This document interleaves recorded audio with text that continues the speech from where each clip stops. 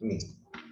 Para esta ocasión lo que vamos a trabajar es el adjetivo, ¿ok? Vamos a definirlo, ¿ya? Y cuáles son las funciones eh, que desempeña dentro de la oración. ¿Ya? Entonces, como ya para este nivel vamos a verlo desde los puntos de vista de la lingüística. De acuerdo a la semántica, el adjetivo indica cualidad y en ciertos casos señala la situación del nombre. ¿Ok? Por ejemplo, yo digo gran hombre o niño pequeño. ¿Ok? Entonces, me indica, o sea, de alguna manera, lo que hace aquí el adjetivo es detallarme un poco más sobre el sustantivo. Según la morfología, es una categoría variable, dependiente y de inventario abierto. Presenta los accidentes gramaticales de género y número, los cuales deben concordar con el sustantivo. Quiero detenerme en estas definiciones. Categoría gramatical variable, dependiente y de inventario abierto. ¿A qué se está refiriendo? Cuando habla de categoría variable, quiere decir que la estructura de esa palabra puede cambiar. ¿Ok? Pues en este caso los adjetivos tienen sufijos.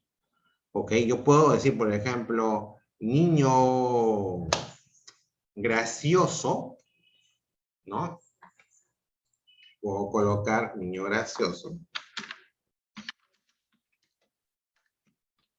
¿Ya? Pero de repente quiero ahora decirlo en plural. Entonces digo niños y ese adjetivo va a variar. Cambia su estructura justamente para adecuarse al plural. Entonces digo gracioso. A diferencia de la primera, yo aquí le estoy agregando una S. Al agregar esta S, estoy mencionando de que este adjetivo es plural. Entonces cambia. Entonces toda estructura que cambie, toda estructura gramatical que cambie, estamos hablando, siempre se le va a considerar variable, así sea una letra. Así sea una letra, se le considera variable, categoría variable. Entonces cuando tú escuches categoría variable, entonces debes entender de que su estructura puede variar, puede cambiar, ya sea para poder expresar accidentes gramaticales, en fin, o en todo caso especificar mejor al sustantivo. Dependiente. Cuando habla de dependiente, quiere decir que para tener un significado propio o para tener un significado, ¿no? De alguna manera depende del sustantivo con quien se relaciona. Si hablamos de gracioso, nos referimos al niño. Entonces, él me marca la pauta. Estoy hablando con un sujeto singular masculino, entonces tú tienes que hacer lo mismo, dice el adjetivo. Entonces, se unen, pero bajo las condiciones del sustantivo. ¿Ok? Esa es la diferencia. Se unen, pero bajo las condiciones del sustantivo. Entonces, por eso se dice dependiente. Porque por sí sola, el adjetivo no tiene independencia sintáctica, no tiene un significado propio. Tiene que estar ligado al sustantivo para tener ese significado. Inventario abierto es porque se crean nuevas palabras, una categoría que adopta nuevas palabras que se puedan tomar de otros idiomas, ¿ok? Entonces, por eso también se llama inventario abierto y eso es de la lexicología. Ejemplo de morfología, ¿no? Las bellas chicas fueron a estudiar. Entonces, lo que dice acá, por ejemplo, es que concuerdan en género y número. O sea, tienen que concordar en sus accidentes con el sustantivo. Sintácticamente funcionan en la oración como modificadores directos. Cuando estudiemos la estructura del sujeto, entiendan que el modificador directo es aquel que se une al sustantivo sin nexo, sin preposiciones. Entonces, yo puedo decir la bella mujer, y si tú te das cuenta, bella y mujer no tienen nexos entre ellos. Entonces, esa unión natural, en este caso, lo consideramos como modificador directo. Y de acuerdo a la lexicología, es una palabra de inventario abierto. Por ejemplo, ¿no? En los últimos años, estamos hablando ya fines del siglo XX, inicios del siglo XXI, en este caso estuvo de boga la oveja Dolly.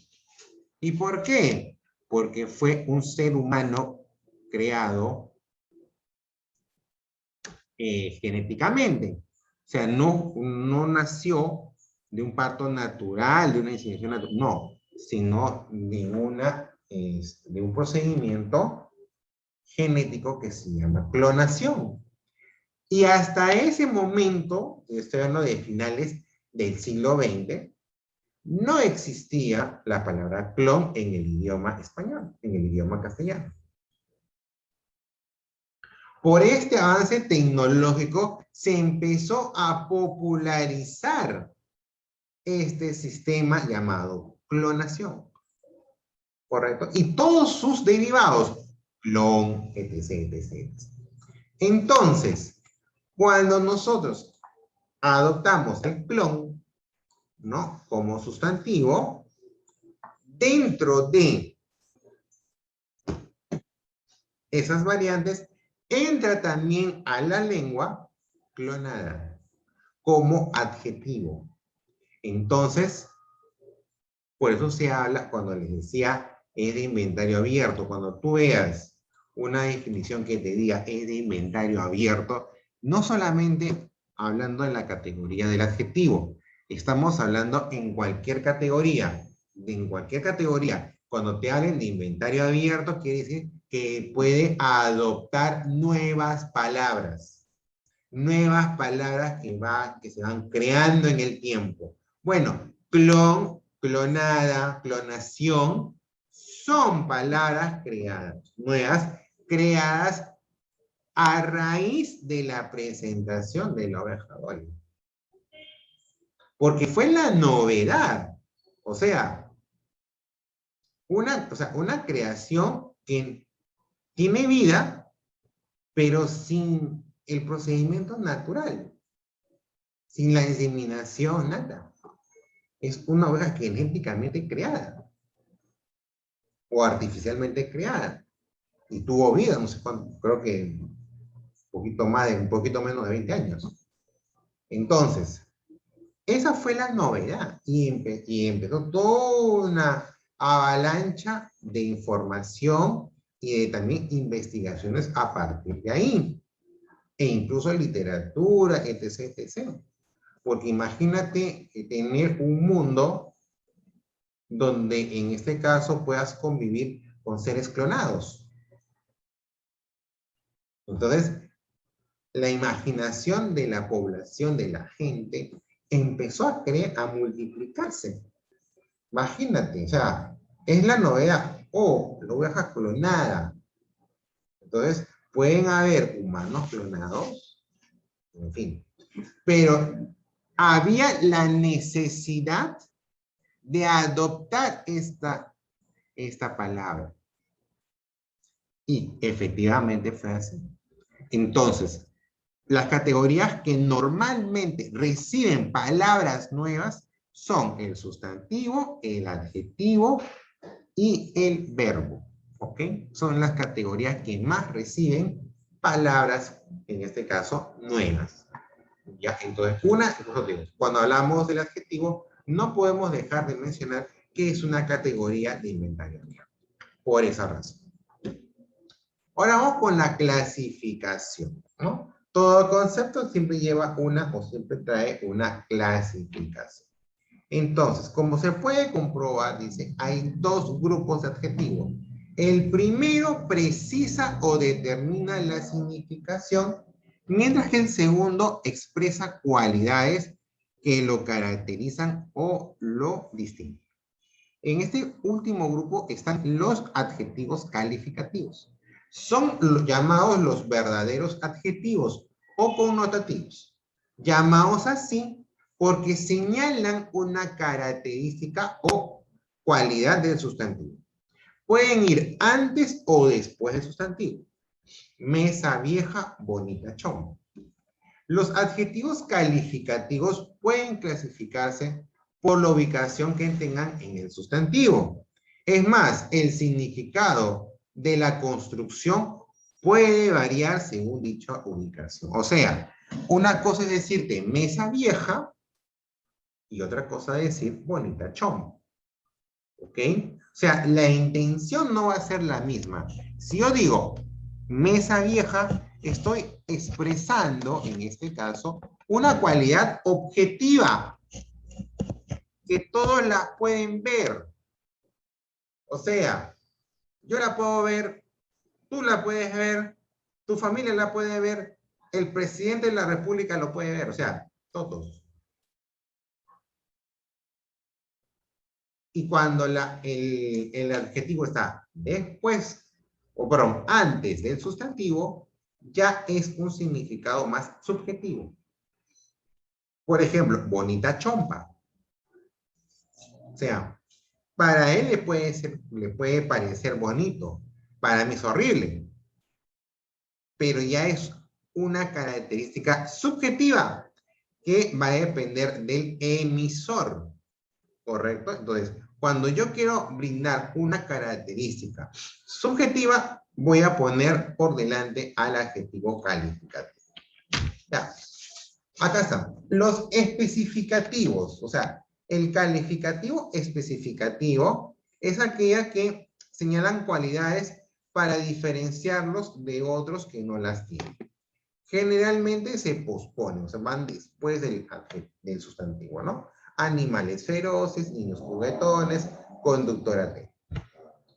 Mientras que el adjetivo explicativo, el calificativo explicativo, son aquellos que sirven para explicar o resaltar las cualidades. Por lo general se antepone al sustantivo. Hermosa dama, pobre hombre, buen conductor. ¿Ok?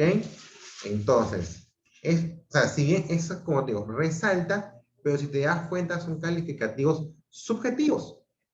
En cambio, en el especificativo son adjetivos objetivos, que todos la pueden ver. ¿Ok? Ahora, hay un detalle en estos adjetivos explicativos. El adjetivo explicativo tiene intención poética. Destaca una cualidad inherente o propia del sustantivo. A estos adjetivos se les llama epítetos. Por ejemplo, oscura noche, árido desierto, roja sangre. O sea, tú me dirás, pero profesor, ¿qué sangre no es roja? ¿O qué desierto no es árido? ¿O qué noche no es oscura? Sí, te doy toda la razón. Pero estos adjetivos colocados delante del sustantivo con fines poéticos literarios se llaman epítetos. O sea, no lo vas a leer, por ejemplo, en un texto, en una noticia, no lo vas a leer de repente, en una tesis, no. O en un libro de historia, no. Los vas a leer en literatura, en novelas, en cuentos, o sea, lo vas a leer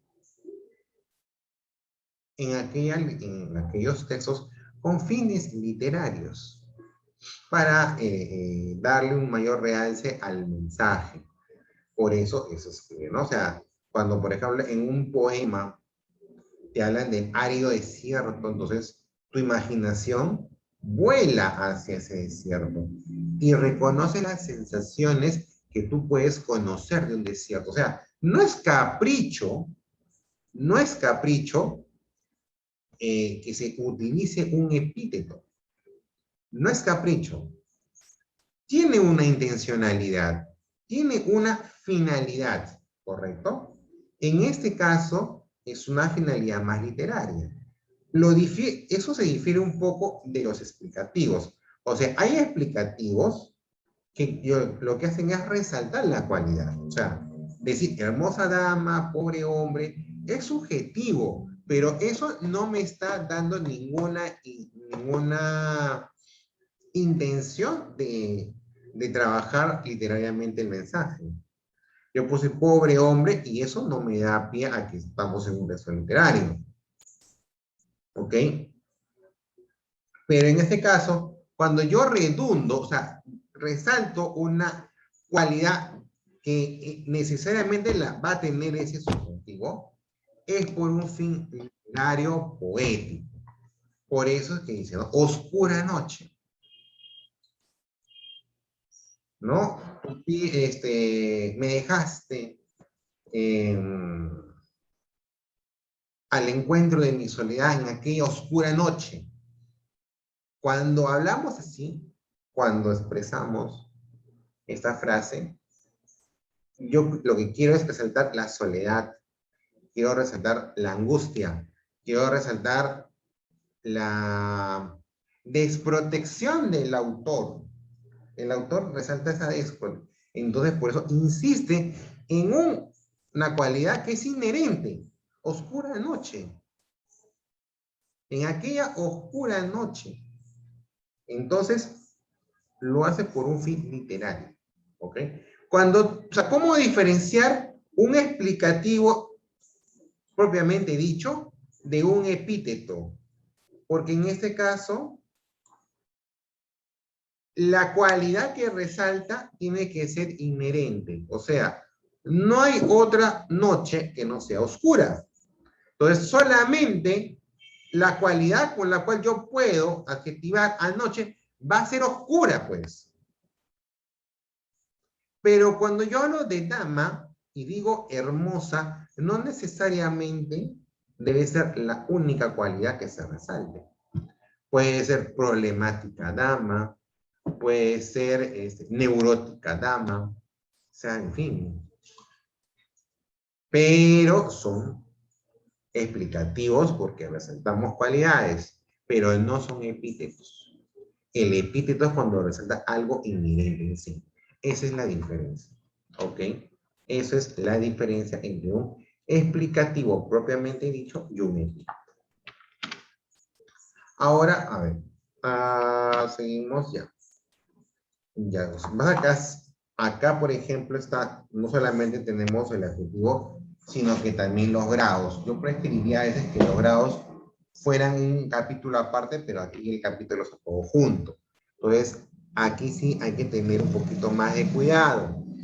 Cuando hablamos de grados del adjetivo, en este caso nos referimos a las diferentes intensidades que puede tener la calificación del adjetivo, ¿correcto?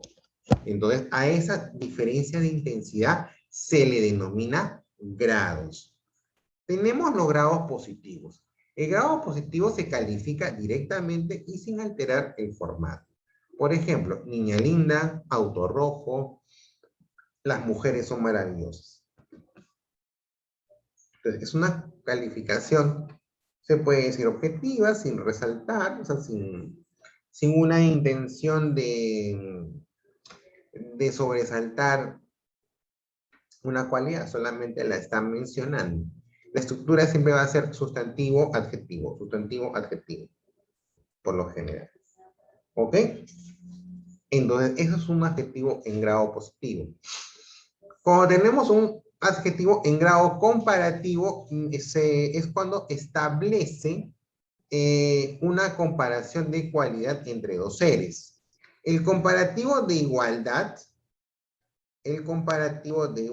dice, es cuando nosotros queremos mencionar que los dos tienen la misma cualidad en la misma intensidad. Entonces yo usaré para este efecto el adverbio tan.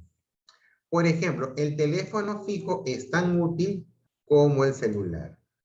Entonces, ese tan, cuando tú veas ese tan, estamos hablando de que los dos tienen la misma cualidad. Entonces, la manera de identificar estos comparativos de igualdad es por el adverbio tan. Cuando tengo un comparativo de inferioridad, en este caso usaremos el adverbio menos. Por ejemplo, José es menos juguetón que Pedro. Entonces, yo quiero resaltar la menor cualidad que tiene uno sobre otros. Entonces, usaré en este caso el adverbio menos. ¿Ok? Es menos. Y el comparativo de superioridad, yo quiero resaltar el mayor grado de cualidad que tiene un sustantivo de otro. Para eso utilizaré más. Es más, por ejemplo, el arte es más importante que la publicidad. ¿Sí? Entonces, aquí estoy resaltando el grado de cualidad del adjetivo importante. Y de esa comparación yo quiero resaltar la importancia mayor del arte sobre la publicidad. Entonces, para que tú puedas, en este caso, identificar a un comparativo de superioridad, usa el adverbio más. Es más que. Correcto. Esa es la estructura con la cual tú vas a identificar. Si yo hablo de comparativo de inferioridad, usaré el menos. José es menos juguetón que Pedro. Y si estoy hablando de comparativos de igualdad, donde quiero resaltar que los dos tienen la misma cualidad, en la misma intensidad, usaré el tan. El teléfono fijo es tan útil como el celular. ¿Ok?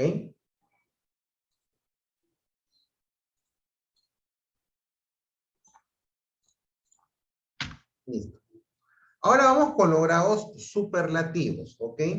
El superlativo de por sí lo que hace es presentar al adjetivo en su máxima intensidad. O sea, en ese caso es resaltar una cualidad mayor del sustantivo. Por ejemplo, hay dos tipos de superlativos. El relativo. En el relativo lo que se hace es una comparación de esa cualidad máxima con las cualidades de un determinado grupo. Entonces, en el relativo, yo resalto la mayor cualidad de un individuo sobre los demás. Por ejemplo, Fernanda es la menos juguetona del colegio. Acá lo resalta, en este caso, de manera inferior, pero no deja de ser superlativo relativo, porque esa cualidad ínfima, baja, muy baja, lo compara sobre los otros seres iguales a ella, o sea, los otros niños iguales a ella. Y hacen un límite del colegio. No me está diciendo que es la menos juguetona de todo el mundo. Me hace un límite del colegio. Ni siquiera está comparando a todos los niños del Perú, solamente del colegio. ¿Me entiendes? Entonces, en este caso, esa comparación es menor dentro de un determinado grupo de personas. Al contrario, la superioridad, en este caso, lo que hace es que resaltar esa cualidad en mayor medida en un grupo cerrado. El clásico es, ¿no? Pamela es la más bonita del salón. O sea, ¿ves? Entonces estoy resaltando la cualidad bonita, estoy diciendo que es mejor dentro de un grupo de personas, del salón. No me estoy refiriendo a todo el colegio, no me estoy refiriendo a todo Lima, no me estoy refiriendo a todo el Perú. Me estoy refiriendo solamente a un pequeño grupo que en este caso representa a las amigas del colegio. En cuanto al superlativo absoluto, que es la otra clase de superlativo, tenemos el perifrásico. El perifrásico dice, presenta adverbio antes del adjetivo en grado positivo. Normalmente, en este caso, usamos el adverbio muy. Las iglesias de Ayacucho son muy bellas. En este caso, por ejemplo, no estamos comparándolo con otras personas ni con otros seres. Solamente resaltamos su grado máximo, nada más, sin comparaciones. Por eso que uso el adverbio. Normalmente se usa el muy y se usa el adjetivo en modo positivo. O estos restos son sumamente antiguos. Igual, sumamente es un grado superlativo y en este caso antiguos es un adjetivo en grado positivo. Y los superlativos sintéticos se forman mediante los sufijos ísimo o érrimo, por ejemplo. Mi amiga es amabilísima. Mi enamorado es fidelísimo. Mochila ligérrima. ¿Ya? Entonces, en este caso, por ejemplo, para poder resaltar esa cualidad mayor, no uso adverbios. Simplemente a ese adjetivo le cambio el sufijo. Ísimo, érrimo, entre otros. Ir, érrima, en fin. Pero ya o sea, con ese cambio de